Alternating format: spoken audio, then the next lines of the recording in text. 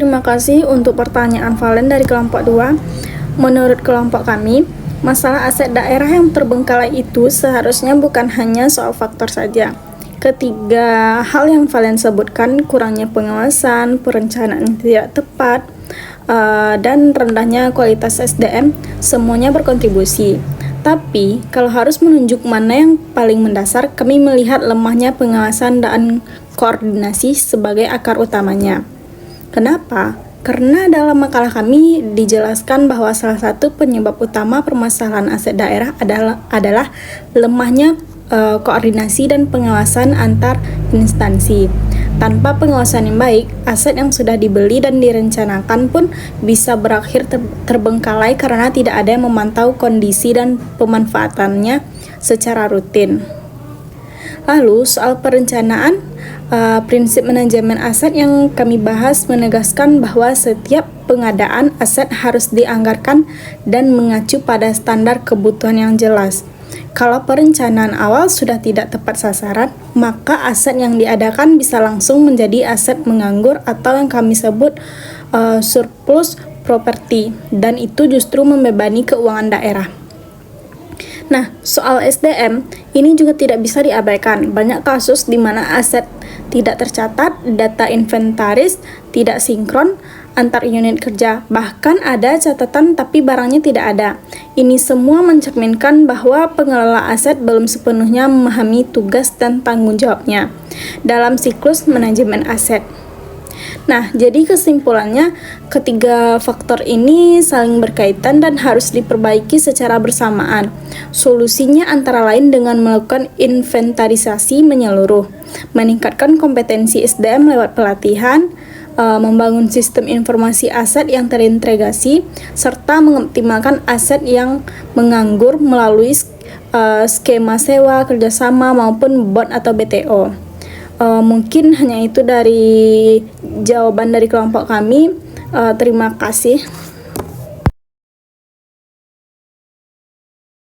Baik, di sini saya akan menjawab pertanyaan dari Rory kelompok 9. Sebelumnya, terima kasih untuk pertanyaannya Rory, yang dimana pertanyaannya, sebuah daerah memiliki banyak aset, tetapi pendapatan asli daerah atau PAD tetap rendah. Menurut kelompok 8, apa yang menyebabkan aset tersebut belum memberikan manfaat ekonomi secara maksimal? Pertanyaan ini sangat menarik karena memang fenomena ini banyak terjadi di daerah-daerah di Indonesia punya banyak aset. Tapi, pendapatan asli daerah atau PAD tetap rendah. Menurut kelompok kami, ada beberapa penyebab utama mengapa daerah belum memberikan manfaat ekonomi secara maksimal. Yang pertama, banyak aset yang masuk kategori surplus properti atau aset menganggur. Aset daerah yang tidak digunakan baik oleh pemerintah maupun publik disebut surplus properti. Aset seperti ini pada dasarnya adalah aset yang tidak produktif, tidak menghasilkan pendapatan, bahkan masih membutuhkan biaya pemeliharaan. Padahal, jika dioptimalkan, aset ini bisa menjadi sumber PAD yang signifikan. Yang kedua, belum dimanfaatkannya mekanisme optimalisasi aset yang tersedia.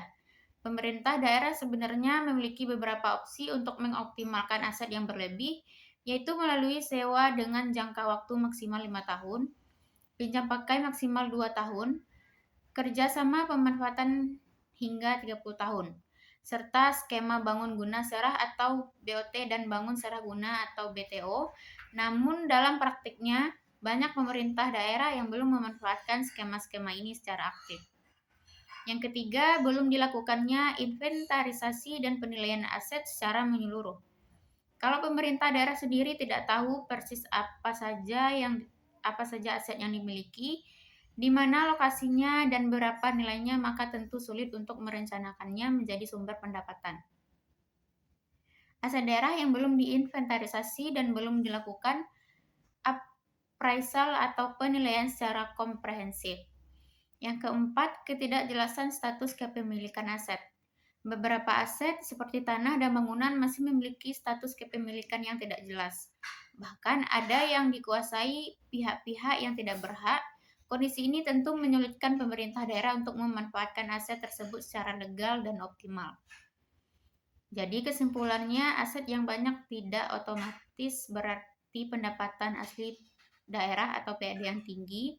Dibutuhkan pengelolaan yang aktif, data aset yang akurat, keberanian memanfaatkan skema kerjasama, serta pengawasan yang kuat agar aset-aset tersebut benar-benar bisa berkontribusi terhadap pendapatan asli daerah. Sekian jawaban dari kelompok 8.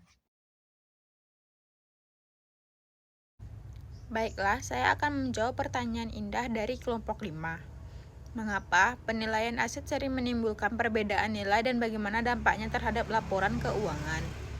Ini adalah permasalahan yang kami bahas secara khusus dalam makalah kami. Ada beberapa penyebab utamanya. Yang pertama yaitu sulit melacak harga perolehan aset lama.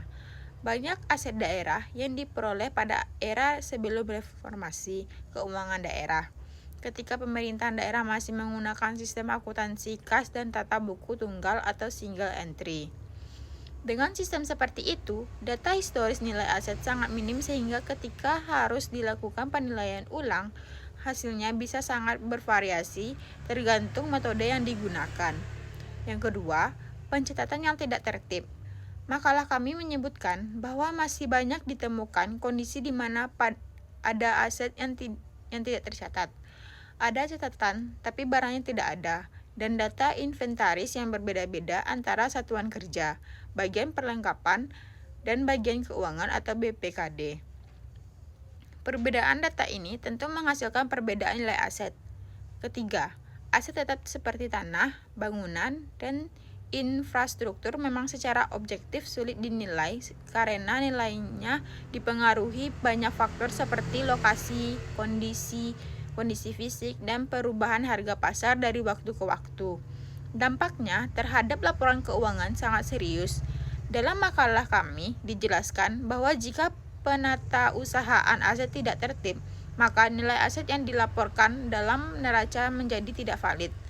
Aset bisa tersaji secara underrated, yaitu lebih rendah dari nilai sesungguhnya, atau overrated, yaitu lebih tinggi dari nilai sesungguhnya. Akibatnya, laporan keuangan menjadi tidak andal untuk mengambil keputusan dan berpotensi menyesatkan pengguna laporan keuangan. Bahkan, kondisi inilah yang menjadi salah satu alasan mengapa banyak pemerintah daerah mendapat opini wajar dengan pengecualian atau WDP dari BPK terkait penyajian aset tetap. Jadi, solusinya adalah pemerintah daerah perlu segera melakukan inventarisasi dan appraisal secara menyeluruh, serta membangun sistem informasi manajemen aset yang terintegrasi agar data aset selalu akurat, konsisten, dan dapat dipertanggungjawabkan. Sekian jawaban dari kelompok 8. Terima kasih Indah atas pertanyaannya.